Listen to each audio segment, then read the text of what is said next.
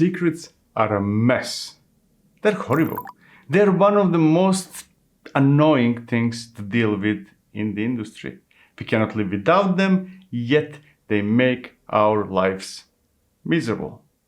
Today I will not talk about managing secrets. I feel that part is easy. Instead, I want to talk about consuming secrets and how we can get from I hate secrets, they make my life miserable, to okay, I can work with them, I still don't love them, but I might not hate them anymore. Everyone tries to solve the problem of storing secrets in a secure way, but not many are trying to solve the problem of retrieving secrets. Now, you might say that is not true. We can retrieve secrets into Kubernetes clusters with external secrets operator, or ESO. GitHub Actions has a way to retrieve not only secrets stored in its own secret store, but also those from HashiCorp Vault, AWS Secrets Manager, Azure Key Vault, Google Secrets Manager, and so on and so forth. As a matter of fact, almost every tool or platform worth using has a way to retrieve secrets from a secret store. Almost every and each one of them. The problem is that I have secrets stored in multiple places and retrieved in multiple ways. Some of my secrets are in Google Secrets Manager, some in AWS Secrets Manager, some LastPass, and so on and so forth.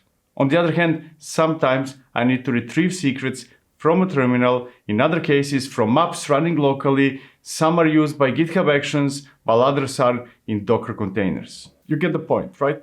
My secrets are in multiple places and I need to retrieve and use them in a myriad of ways. Now, there is a reason why my secrets are where they are, and today I'm not going to change that. What I do want is to have a single way to retrieve secrets no matter where they are and no matter where I am. Fortunately, for you and me, I found the tool that does exactly that. And let me tell you right away that it is awesome. And that tool is Teller. Let's take a look at what it does, how it works, and how it can help us reduce the pain of dealing with secrets. So, let's go. Let's see it in action. Let's say that I want to connect to a database from my laptop. I need a few pieces of information like the address of the database or the database server, port, username, and password. I might be able to find all those in a company wiki with the exception of the password. It would be silly if that's exposed in a wiki, so the logical conclusion would be to search for it in a secrets store. Now, if the password is in a secret store, it would make sense to keep the rest of the information there instead of splitting it between a wiki page and a secret store. So I will assume that everything I need to connect to that database is in a secret store. However, I might not know which secret store it is. Is it in Google Secrets Manager, or in AWS Secrets Manager, or in HashiCorp Vault, or somewhere else? Now, even if I know where the secrets are stored, I might not know the keys or the paths of the specific secrets I'm looking for. Does that mean that I would need to go back to that wiki page to find that information? Well, maybe. Or maybe it would be even better if that information is stored in a Git repository. That could be a general repository or a repo of the application that uses that database, or any other. Now, you might be thinking that I'm leading you towards just write a freaking README file path. But that's not the case. I want more than that. I want to have a way to retrieve secrets from a secret store in an easy but also secure way. I want a single command based on a specification stored in Git, and I want that command to work only for those who have permissions to access those secrets, no matter whether they're humans or machines.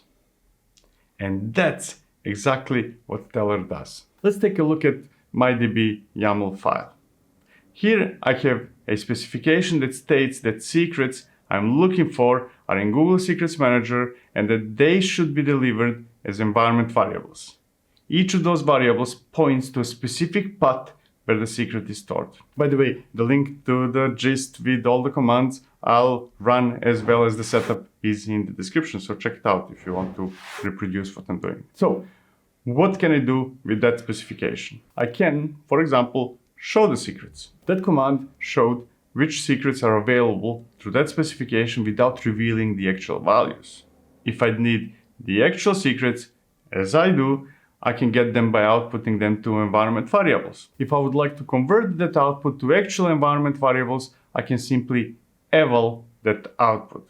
If I'm unsure whether I really got the environment variables, I can output them with echo. In this case, and according to the specification, I should have variables db endpoint, db user, and db password. Now that I have the information I need, I can go back to pgadmin and configure the connection with the correct host and password. And there we go. It worked. I'm now connected to the database. Now, let's change it to something else. Let's see what I should do when secrets are concerned with my applications running locally.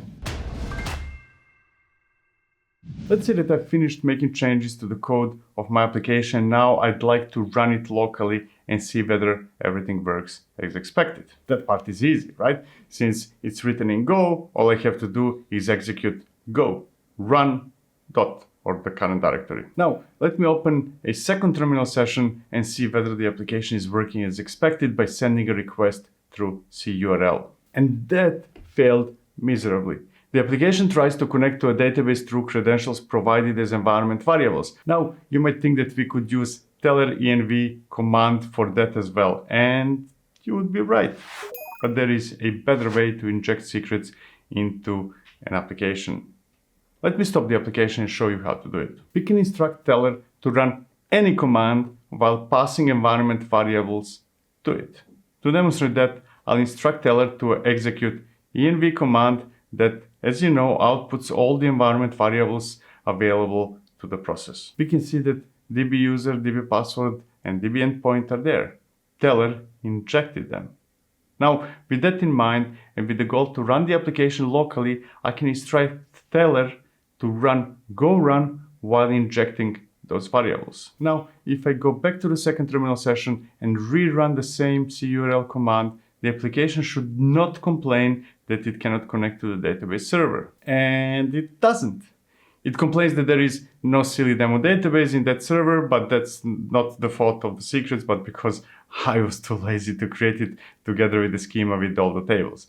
I already explored how to create database schemas in those videos. By the way, I might have discovered a better way to manage database schemas than what I showed you in those videos. Please let me know through comments if you're interested in seeing what that is. Okay, that worked. Now I have an easy way to inject secrets into my applications when I'm developing them locally. And you might be saying, hey, that's great, but I run my applications in Docker. Let's see how to use secrets in Docker as well. But before we do, let me exit the second terminal session and stop the application.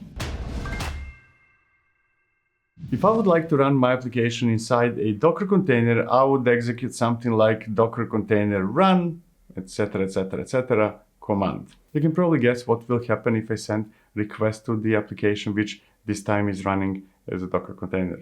I'm running into the same issue as when I tried to run the app directly. It complains that there are no environment variables with database credentials. That did not work, so let's remove the container. Now, you might say that you know how to solve this one. You could use teller env command to output the environment variables and then pass them to the container one by one through the env flag or env flags, but that would be tedious. Docker has the option to provide a file with environment variables, but it would be silly to create a file with confidential information. That would defy the objectives of having secrets in the first place. What we can do is execute docker container run command while passing the output of teller env command as the content of the file with environment variables to the env file flag. And this time it should work, and we can confirm that by sending the same request as before. It's still missing the database and the schema, but what matters for this conversation is that it could connect to the database server. There's more to teller, but